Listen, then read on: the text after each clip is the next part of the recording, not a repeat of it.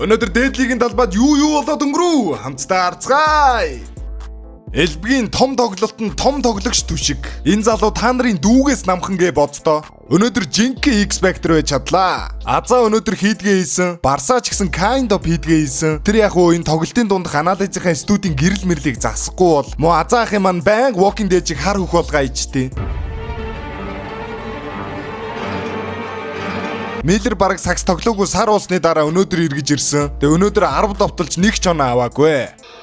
Нийлэн том ахад авсан суулгаад төгсгөл. Ёв гэхдээ нэг учраа олчвол энэ димнийг зогсооно гэж байхгүй штэ. Би л олон мэргаас айж байна. Энэ Тэмүүлэн брогийн үсэнд яг юу тохиолдоо вэ? Ийм үстэй өөртөө ихтгэлтэй тоглоно гэж байхгүй л бах.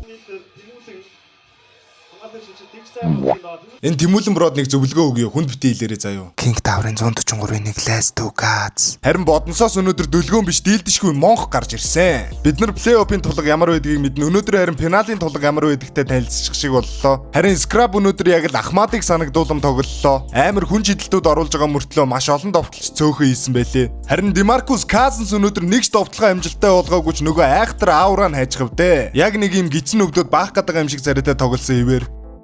Бас л өндөр түвшний флопуудыг харуулж ийсэн шүү.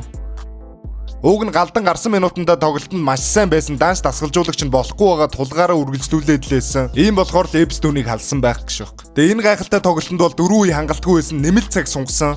Данч боднос нэмэлт цагийн эхний минутанд 2 оноо авсноос хойш дахиж довтлогоо амжилттай болгоогүй. Энэхүү финалийн эхний тоглолтод хүлгүү тожил байгуулсан. Та бидний крик алдавит Дэмэсниэл хэмтхэн одоогүй